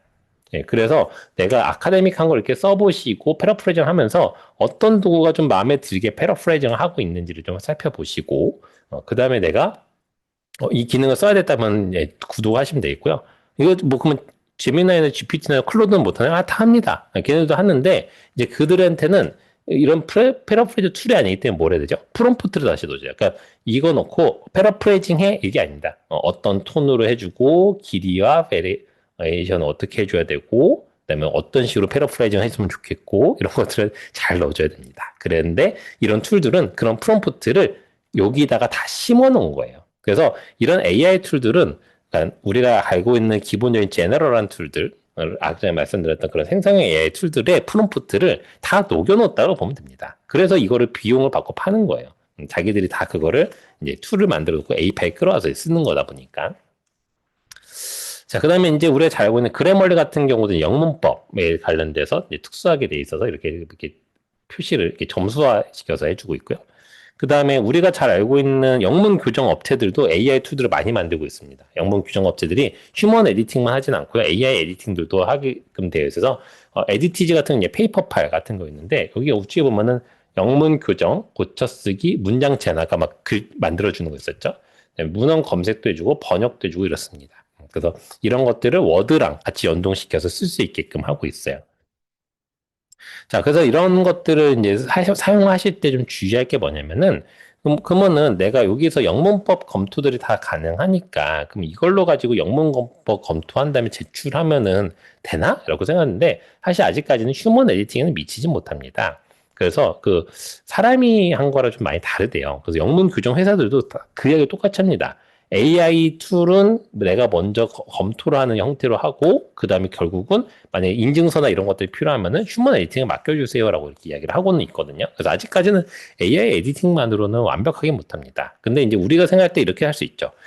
Q1, 그러니까 굉장히 상당히 임팩트가 높고 투고가 어려운 그런 저널들은 아마 영문법도 굉장히 까다롭게 보거든요. 굉장히 까다롭게 보는데 그런 데들은 이렇게 AI 툴을 가지고만 했을 때는 거의 없으면 잘 안 됩니다. 근데 이제 그렇게까지 영문법에 까다롭지 않고 내가 의사 전달이 그렇게 어렵지 않게 AI가 잘 교정을 해준 상태라고 하면은 그렇게 좀 까다롭게 보지 않는 저널들은 제출해도 괜찮죠. 그리고 심지어는 그 출판사들도 그런 걸 권장하고 있습니다. 비영어권의 국가들이 나의 논문을 내 지식을 잘 전달하기 위해서 영어 표현을 좀 더 유려하게 만들기 위해서 AI를 활용했다라고 선언을 하고 제출하면은 그런 것도 잘 받아줘요. 그래서 그런 부분들을 쓰면 되겠습니다. 물론 이제 이렇게 글을 쓸 때 보면은 내가 어쨌든 막 데이터들을 집어넣게 되잖아요. 그래서 그 데이터가 학습되지 않게끔 하는데 앞전에 그런 어떤 설정들을 했음에도 불구하고 나는 너무 불안해. 이거 학습할 것 같다라고 하게 되면은 로컬 AI를 깔아야 됩니다. 오프라인 환경에서만 돌아가는 뭐 GPT-4 같은 경우는 내가 여기 로컬에다가 알마를 설치하고서 그 안에서만 돌게끔 만들 수 있거든요. 이런 거 하면은 요 안에서만 돌게끔 만들 수 있어요. 절대 외부로 안 나가. 이거는 그냥 내 로컬 PC에서만 도는 겁니다. 온 디바이스로 돌릴 수 있어요. 자, 그래서 이제 GPT를 가지고선 그러면 내가 열심히 번역도 시키고 문법도 교정하고 이렇게 하다 보면은 이게 24년도에 나온 거라 좀 시간은 지나서 이제 조금 많이 해소됐을 것 같은데, 희한하게 그 23년, 24년도에 논문들을 막 조사를 해본 논문인데, 넬브, 쇼케이시, 언더스코어 같은 막 이런 단어들이 엄청나게 등장했답니다. 그리고 뭔가 희한하게 중국, 한국, 태국 같은 경우에서 이런 용어들이 많이 쓰는 논문들 막 등장했대요. 그래서 이게 뭐지? 했더니는 이게 다 GPT들한테, GPT가 등장한 이후에 다들 챗GPT한테 이제 시킨 겁니다. 그래가지고 GPT가 언어를 막 바꾸는 과정에서 이런 용어들을 쓴 거예요. 근데 이 delve into라는 용어는 대부분 그 그러니까 컴퓨터 공학 하시는, 그러니까 코드 짜시는 분들 많이 쓰는 용어였대요. 그래서 이런 것들이 자동 이제 학습이 돼서 묻어나왔다라고 이제 합니다. 그래서 이런 경우도 있었다라는 것도 좀 보시면 되겠고, 그래서 우리가 어떤 변환을 시키고 GPT를 시켰을 때도 내가 잘 읽어보면 좀 검토하는 거, 그런 것들이 좀 필요하게 되겠습니다. 그래서 글을 쓰실 때는 일단 패러프레이징 결과는 하나의 툴에서 그냥 한 번 하고서 끝나면 안 됩니다. 그러니까 여러 버전에서 돌려보고 가장 적절한 거 하시거나 하나의 툴에서 여러 번 작업을 하시면서 가장 적절하게 표현된 것들 좀 선택을 해주셔야 되세요. 그럼 내가 평가가 좀 어렵다라고 하시게 되면은 뭐 학술 글쓰기나 영어 표현 같은 걸 좀 공부를 많이 하시고 좋게 잘 쓰여진 문장, 학술 문장들을 많이 읽으시는 것도 중요하고 이거를 좀 했는데도 불구하고 너무나 좀 더 어렵다라고 하면은 AI랑 대화하면서 이 문장이 어떤 표현이 괜찮은 건지를 좀 평가를 하고 그 프롬프트 잘 짜서 평가를 하면서 평가를 했을 때 얘가 이게 제일 좋아요 하면 그거 무조건 채택하지 마시고 또 그것도 내가 읽어보면서 검증을 해야 됩니다. 그러니까 맨 앞에 있던 그 이야기를 계속 하는 거예요. 내가 어떻게 질문할 것이고 그 다음에 질문한 능력이 어떻게 되는 것이고 그거에 대해서 나온 결과에 대해서 어떻게 판단할 것인가 이게 굉장히 중요하기 때문에 그렇습니다. AI는 학술적 영어 표현을 다듬는 보조 도구로 활용할 수 있습니다. 그래서 영어 표현을 교정하거나 다듬는 걸 대부분 출판사에 허용을 해요.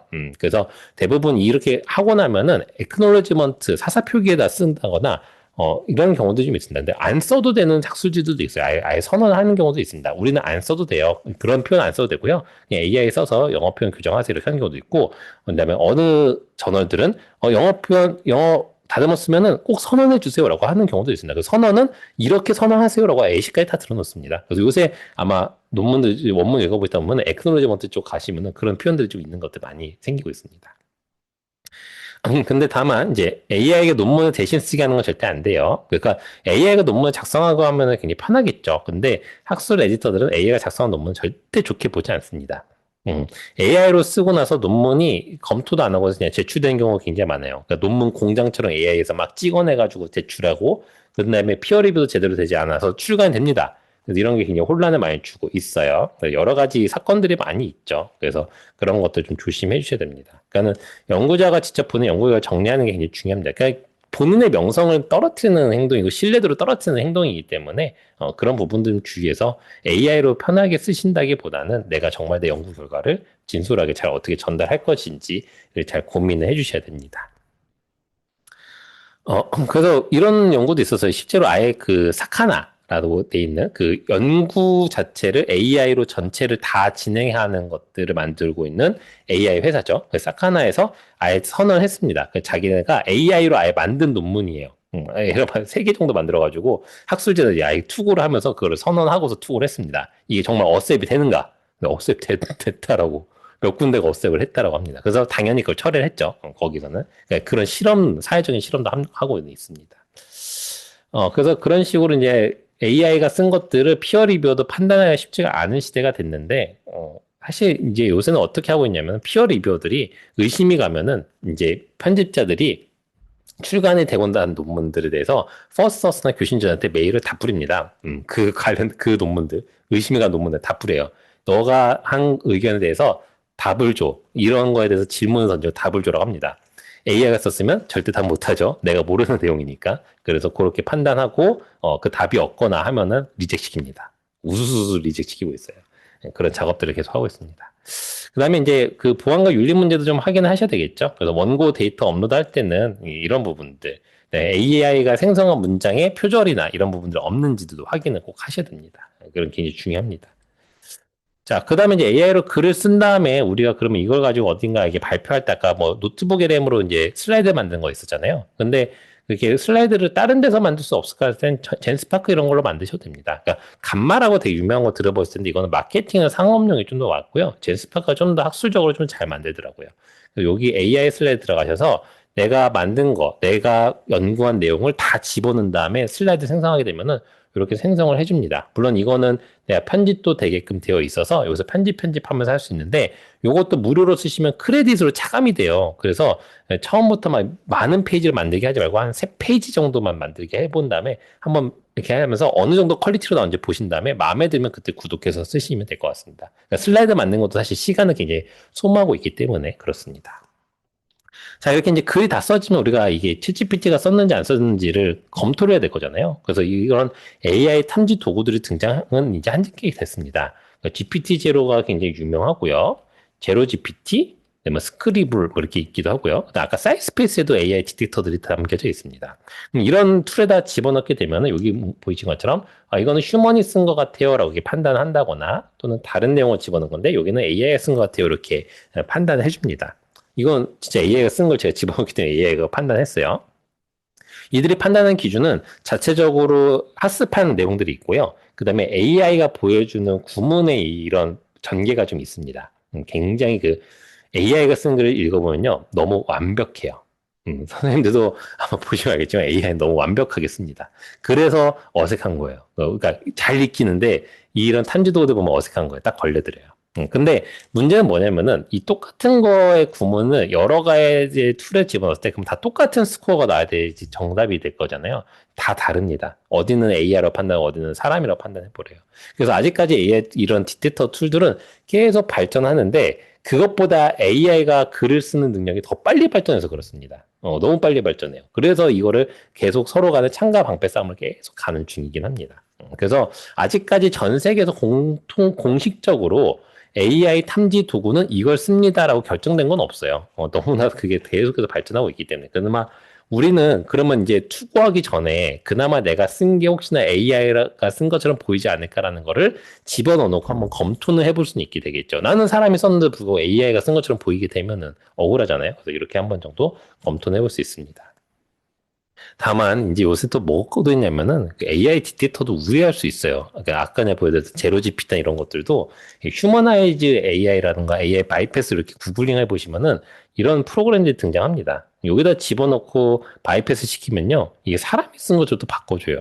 챗GPT한테 시켜도 바꿔줍니다. 근데 챗GPT보다 이런 툴들이 훨씬 더 잘 바꾸고 있죠. 얘네들은 아예 그런 것 자체를 프롬프트를 집어넣는 상태이기 때문에 훨씬 잘 바꿉니다.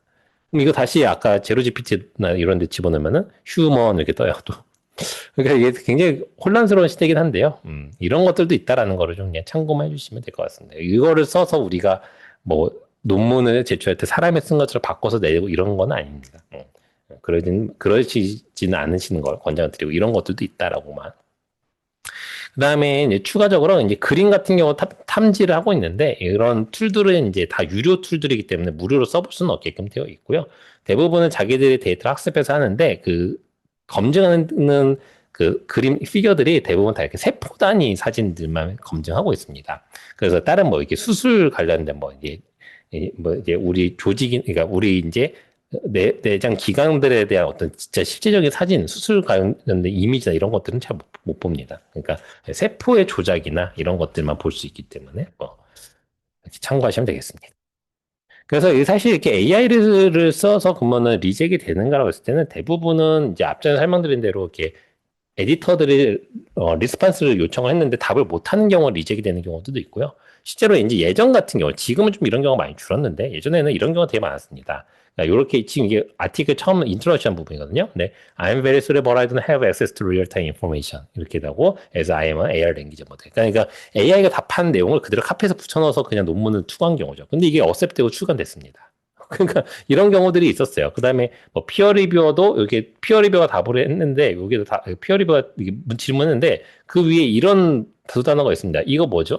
이거 챗GPT한테 생성해 이거 클릭 버튼 그대로 드래그해서 하다 보니까 이렇게 나옵니다. 그러니까 이런 경우들이 좀 있었는데 이런 경우는 거의 많이 없어지긴 했습니다. 그래서 우리가 이런 어떤 AI가 이제 좀 답변한 것들 갖고 올 때는 좀 주의해 주시면 되겠죠. 그래서 여기까지 이제 탐지 부분에 대해서 또 의견을 드리면은 생성형 A가 생성형 A 탐지하는 건 되게 어려워요, 현재는. 그래서 근데 이게 점점 AI가 작성한 글을 찾는 시도도 계속 견고해질 거예요. 이건 어쩔 수 없습니다. 사람과 AI가 한 작업물들. 우리가 그림이나 영상들도 요새 보면은 이란 전쟁 중에서도 막 가짜 영상 엄청 많이 돌았잖아요. 네, 그런 것들 사실 문제가 되거든요. 그래서 이런 부분들.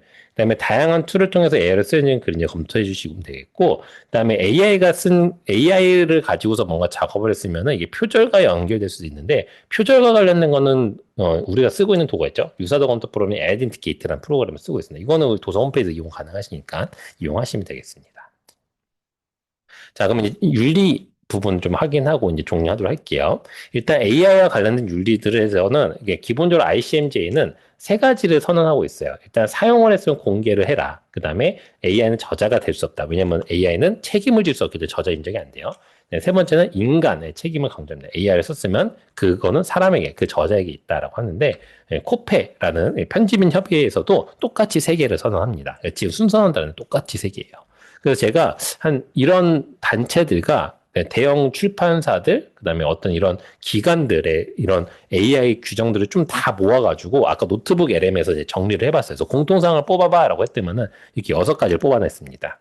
그래서 여기서 좀 특이한 거, 아까 전에 있던 거랑 좀 다른 부분은 뭐냐면은 AI 사용을 허용하는 범위는 문장 가능성 형태나 문법 규정, 영어 표현 개선은 어느 정도 허용을 한답니다. 다만 금지되는 거는 AI가 직접 논문 쓰는 것은 안 된다. 이렇게 보시면 되고.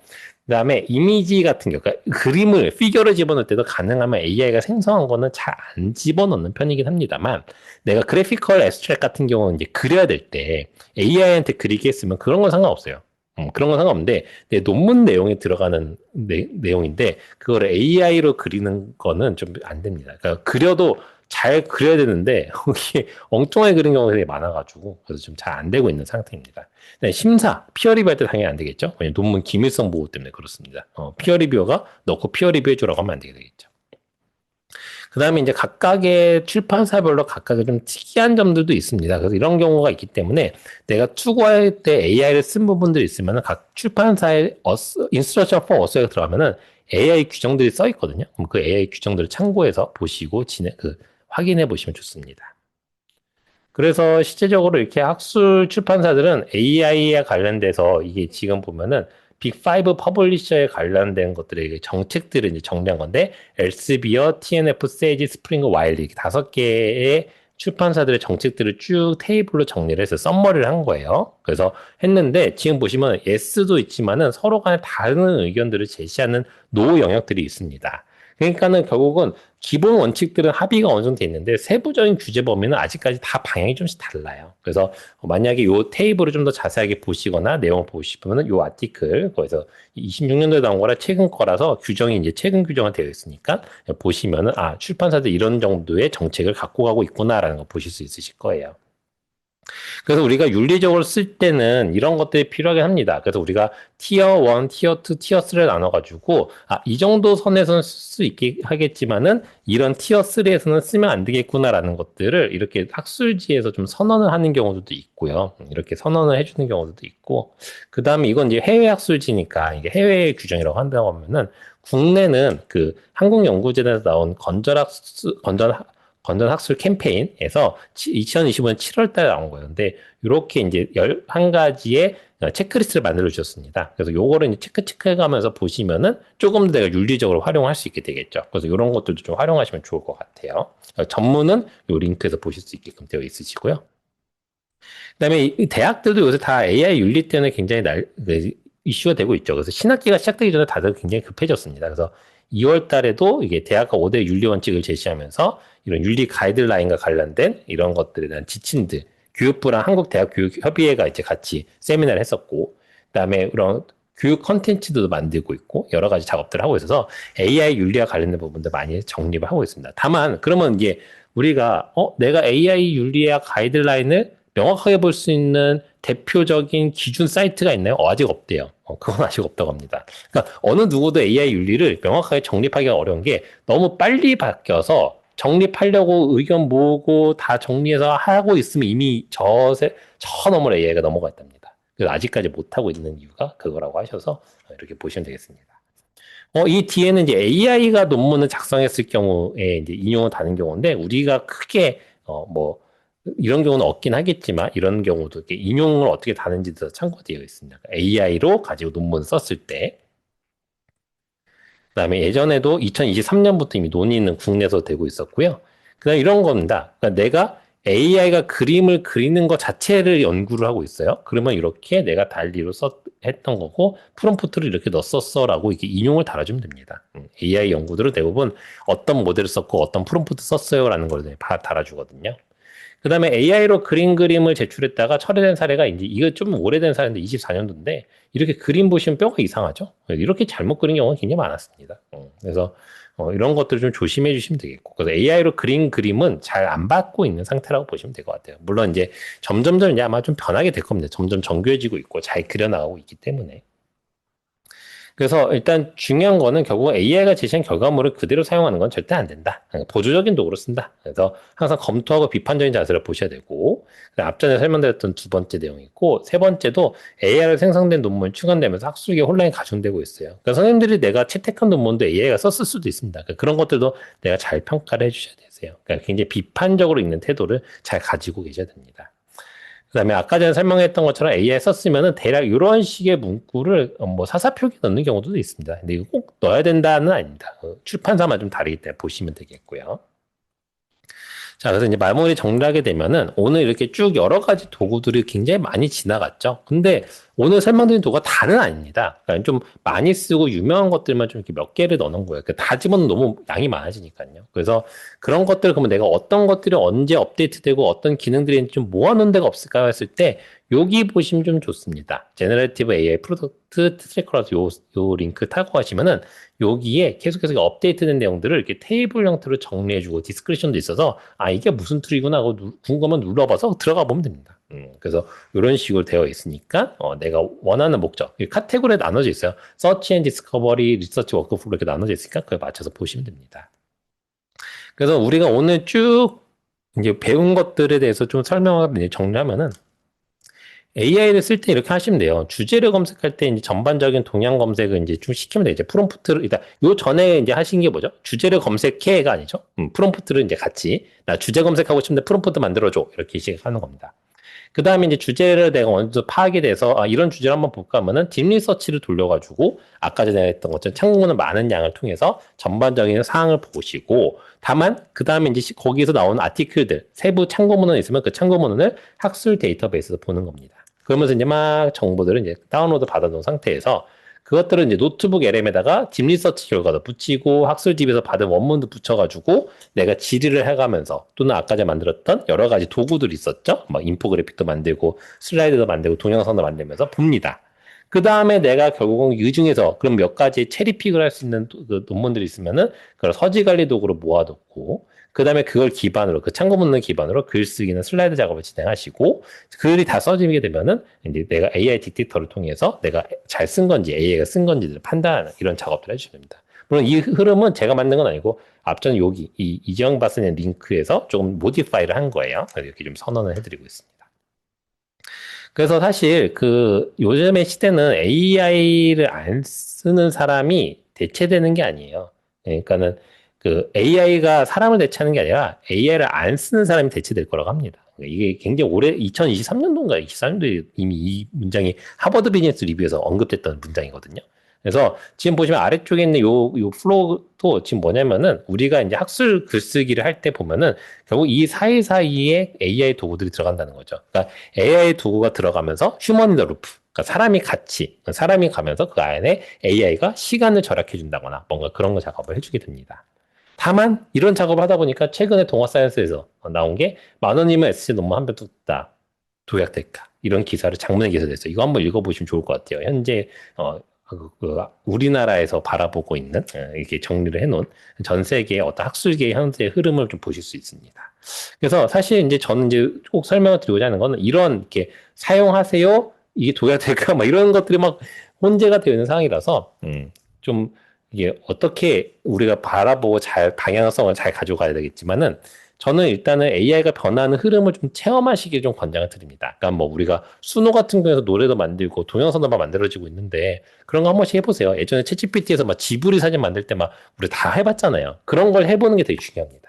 사진 바꾸는 거 뭐 이런 것들도 나오면은 한 번씩 해보세요. 그래서 오늘 제가 소개해드린 툴도 뭐 다 하시면 좋겠지만 하나라도 한번 눌러봐서 한번 해보세요. 그게 지금 현재 내가 어디까지 발전하고 있는지 자꾸 느낄 수 있게끔 좋게 됩니다.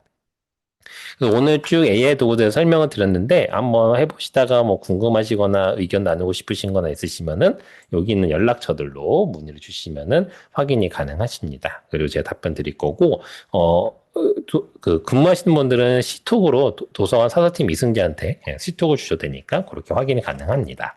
그 다음에 오늘 교육은, 제가 유튜브 채널에 업로드가 될 거예요. 그래서 제가 이제 이미 예약 문자로 보내드렸는데 있는 링크를 통해서 보시면 되겠고, 예약 문자로 아마 이제 오늘 교육에 대한 설문 만족도 조사가 있는데, 그 설문조사도 한번 꼭 확인해 주시면 감사드리겠습니다. 네, 긴 시간 고생하셨습니다. 감사합니다.